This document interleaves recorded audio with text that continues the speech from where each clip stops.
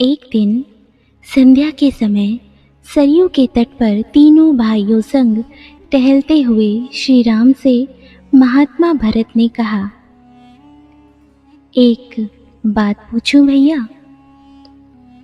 माता कैकेयी ने आपको वनवास दिलाने के लिए मंथरा के साथ मिलकर जो षड्यंत्र किया था, क्या वह राजद्रोह नहीं था? उनके षड्यंत्र के कारण एक और राज्य के भावी महाराज और महारानी को 14 वर्ष का वनवास झेलना पड़ा, तो दूसरी ओर पिता महाराज की दुखद मृत्यु हुई। ऐसे षड्यंत्र के लिए सामान्य नियमों के अनुसार तो मृत्यु दंड दिया जाता है, फिर आपने माता कैकेयी को दंड क्यों नहीं दिया? श्री राम मुस्कुराए और बोले, जानते हो भरत, किसी कुल में एक चरित्रवान और धर्मपरायण पुत्र जन्म ले ले तो उसका जीवन उसके असंख्य पीढ़ी के पितरों के अपराधों का प्रायश्चित कर देता है। जिस माँ ने तुम जैसे महात्मा को जन्म दिया हो, उसे दंड कैसे दिया जा सकता है भरत?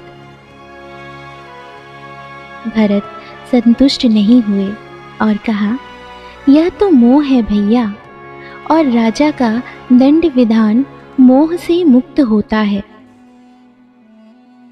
एक राजा की तरह उत्तर दीजिए कि आपने माता को दंड क्यों नहीं दिया? समझिए कि आपसे यह प्रश्न आपका अनुज नहीं, अयोध्या का सामान्य नागरिक कह रहा है। श्री राम गंभीर हो गए। कुछ क्षण के लिए मौन के बाद कहा, अपने सगे संबंधियों के किसी अपराध पर कोई दंड न देना ही इस सृष्टि का कठोरतम दंड है भरत। माता कैकेयी ने अपनी एक भूल का बड़ा कठोर दंड भोगा है।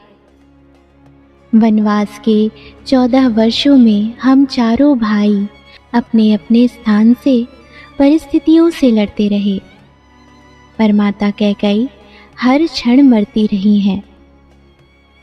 अपनी एक भूल के कारण उन्होंने अपना पति खोया, अपने 4 बेटे खोए, अपना समस्त सुख खोया, फिर भी वे उस अपराध बोध से कभी मुक्त नहीं हो सके। वनवास समाप्त हो गया तो परिवार के शेष सदस्य प्रसन्न और सुखी हो गए, पर वे कभी प्रसन्न न हो सकीं। कोई राजा किसी स्त्री को इससे कठोर दंड क्या दे सकता है? मैं तो सदैव यह सोचकर दुखी हो जाता हूँ कि मेरे कारण अनायास ही मेरी माँ को इतना कठोर दंड भोगना पड़ा। श्री राम के नेत्रों में जल उतर आया था और भरत आदि भाई मौन हो गए थे। श्री राम ने फिर कहा, और उनकी भूल को अपराध समझना ही क्यों भरत? यदि मेरा वनवास ना हुआ होता तो संसार भरत और लक्ष्मण जैसे भाइयों के अतुल्य भातृ प्रेम को कैसे देख पाता? मैंने तो केवल अपने माता पिता की आज्ञा का पालन मात्र किया था, पर तुम दोनों ने तो मेरे स्नेह में 14 वर्ष का वनवास भोगा। वनवास ना होता तो यह संसार सीखता कैसे कि भाइयों का संबंध होता कैसा है? श्री भरत के प्रश्न मौन हो गए थे। वे अनायास ही बड़े भाई से लिपट गए। श्री राम कोई नारा नहीं है। श्री राम एक आचरण है, एक चरित्र है, एक जीवन जीने की शैली है। जय श्री राम।